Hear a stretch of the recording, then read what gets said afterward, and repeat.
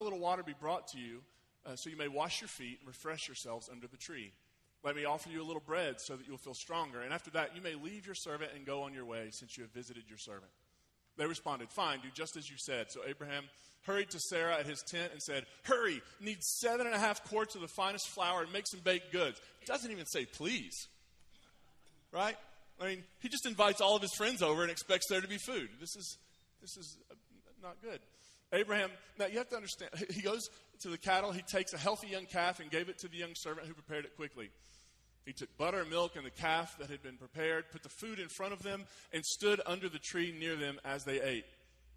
So here's what you have to understand. In the ancient world, hospitality was central. If somebody came by looking for hospitality and you didn't provide it, you would be considered the lowest of lows of human beings. So not providing hospitality, and actually in this chapter, what follows this is the destruction of Sodom and Gomorrah. And if you read Sodom and Gomorrah, the story, as a story about hospitality and the refusal to grant hospitality, that's how that story was originally read. That's how Jesus read the Sodom and Gomorrah story. When he talks to his disciples and he says, I'm sending you into the world, and if anybody doesn't welcome you, it'll be better on Judgment Day for Sodom and Gomorrah, right? He's saying if you aren't given hospitality, which you must depend on, then it's going to be bad for those people. So I would encourage you, go read that story through that lens. They said to him, where's your wife Sarah? He said, right here in the tent. Then one of the men said, I will definitely return to you about this time next year. Then your wife Sarah will have a son. How old is Abraham? He's got 99 problems right now, doesn't he? He's being told that his wife's going to give birth, and he's almost 100. Sarah was listening at the tent door behind him. Now, Abraham and Sarah were both very old. That's a little TMI. Sarah was no longer menstruating. So Sarah laughed to herself, thinking, I'm no longer able to have children, and my husband's old. The Lord said to Abraham, why did Sarah laugh and say, me give birth at my age? Is there anything too difficult for the Lord? When I return to you about this time next year, Sarah will have a son. Sarah lied and said, I didn't laugh because she was frightened. But he said, no, you laughed. Like, don't you love this interchange between God and Sarah? No, you do. How many of you have ever had this discussion with your children? You did it. No, I didn't do it. Yes, you did. Yes, I did. Right? Like that sort of interchange. And then, so this is the story that's been building. Abraham and Sarah keep being promised a descendant. They keep being told, Sarah's going to have a baby. I know it seems like this part of your life is over. I know this seems impossible, but you are going to be the father of many nations, and it's going to happen through a son. And so that son comes into the world, and then God says to Abraham, and the way God sort of strings it out in the text, take your son, your only son, who you love.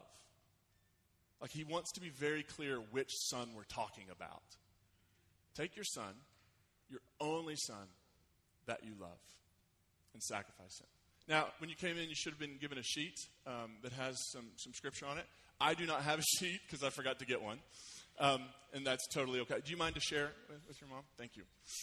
Once again, I tried to fix the printing, but it's upside down in the back. So if you flip it this way, it's good. So you'll notice there's two different colors of text. One is green, and one is black in a red box. As you look at that green text, you'll notice a few words are highlighted in bold, and that's the word what? God. Who calls Abraham to take his son to the mountain near Moriah to be killed? God.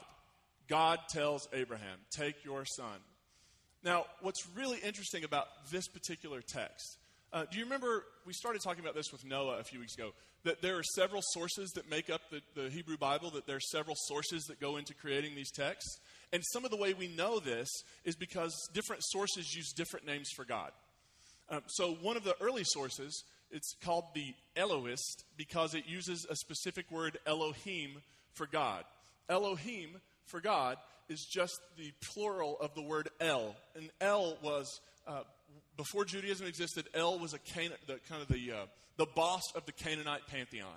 So Canaanites worshipped a bunch of gods. The chief god of the Canaanite pantheon was El. It seems like when Judaism began to emerge, at first, they understood El to sort of be their god. And if you read the Hebrew Scriptures in lots of places, it seems like they believe there were lots of gods. Theirs was just in charge, right? You can find that in places where they're sort of mocking the other deities because our God is in charge of everything. So Elohim, El, the God who tells Abraham to take his son to the mountain to be sacrificed, his name is what? El, God in English. Elohim is plural, and they use that a lot in the Hebrew Bible. Now, if you flip over the page and you look in the red box, what is the deity's name in the red box?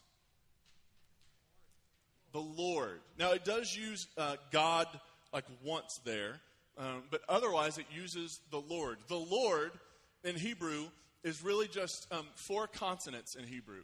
YHWH. That's it. That's the name. And of course, in English, we've added vowels, so it's pronounceable. In Hebrew, it didn't have vowels, so it would be really hard to pronounce. But it's the name Yahweh. How many of you heard about Yahweh?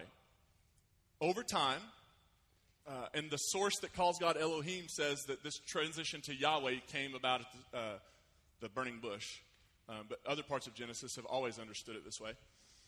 The God who tells Abraham not to sacrifice his son is named Yahweh. Do you see the difference in the text? Now, the reason this is in a box and not just a different color is because there is still part of this here that uses the old source. But whoever edited Genesis, because everybody needs a good editor, right? Whoever edited the work of Genesis inserted the Lord into a story about Elohim. And in this story, Elohim says, take your son to the mountain and offer him as a sacrifice. And what does Yahweh say? Don't do it.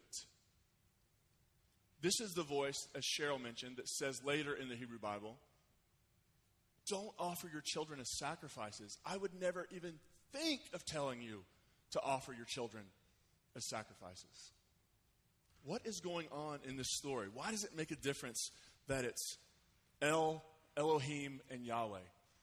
I think this story has been put together intentionally to teach us a lesson. And I think the struggle Abraham's going through here is real. Do you remember where Abraham came from we talked about last week? He came from a polytheistic world, right? His dad, in sort of Midrash legend, his dad owned an idol-making shop. You remember that story we talked about last week if you were with us? Abraham comes from a world where there's lots and lots of gods, right? And the gods are cruel. The place he's taking his son, Moriah, most people think it's a reference to the Ammonites. The Ammonites were known to practice child sacrifice. And Abraham grew up in a world where it seems very logical that your God might ask you to show your ultimate allegiance to your God by offering your child in that way. Abraham doesn't bat an eye. He's just, okay, this is what the gods ask. This is what we have to do. And at the last moment, Yahweh says, don't do it. Don't do it. I've provided something else. If you feel the need to kill something, kill that. Don't kill your son. Remember how we talked last week that when Abraham has sort of this calling to go and to leave home in the familiar, that it was like a revolutionary step in religious history, that nobody had ever had these kind of thoughts before, that there's someone calling us somewhere else, that we're being invited on a journey, that faith isn't just this cyclical thing that we do what our ancestors did, but we can ask better questions and we can learn and we can leave behind certain perspectives and we can move forward. Like Abraham invented that.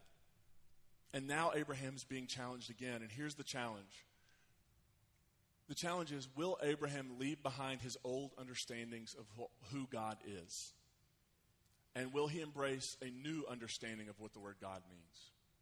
His old understanding is demanding blood. And not just blood, the blood of his son. This new understanding of God he's being called into doesn't demand anything, but provides. Are you with me? This text is challenging the idea that there is a bloodthirsty God who just needs you to keep killing stuff for him. Abraham, I would imagine Moses hadn't invented the whole take off your shoes thing at this point, but I imagine this is a moment where you take off your shoes and you realize, I've been operating under a false assumption about who God is and what God wants.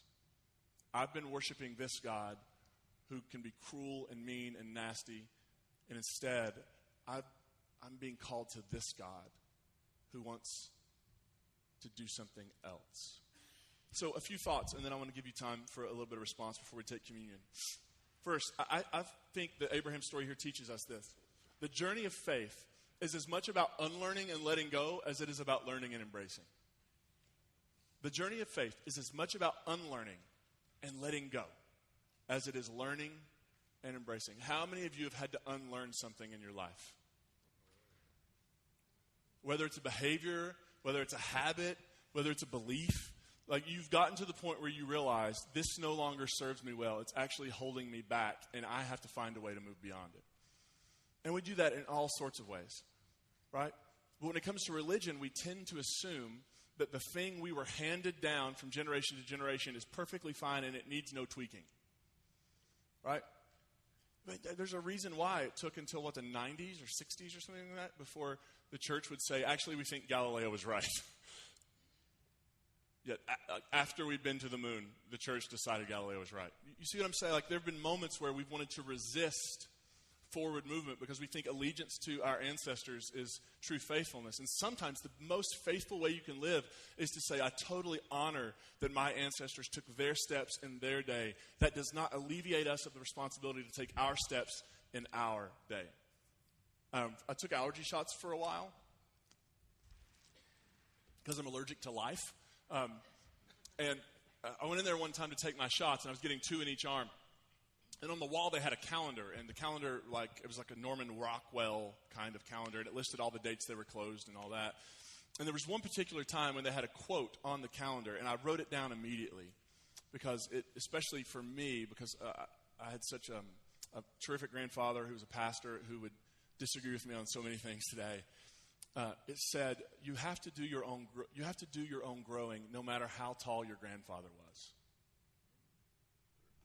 Let that settle in. You have to do your own growing, no matter how tall your grandfather was. Like, there's something about our calling in this day that when we disagree with our ancestors, it doesn't mean we're being disrespectful. For me to disagree with my grandfather today, I think, is one of the most respectful things I can do for him, because he was always interested in truth. When he would preach, he would want to tell the truth. And I hope and think and trust that he would want that same thing for me. So that the most important thing you can do with your life is not just cling to the past, but it's to acknowledge the hard work that has been done, but also be willing to ask questions and to take steps forward when you're about to slaughter something and you hear the voice going, no! Right? What if Abraham goes, nah, this is what my dad did. This is what our ancestors did. This is just how it goes. This is what you want. I never wanted that. You see the tension here in the story.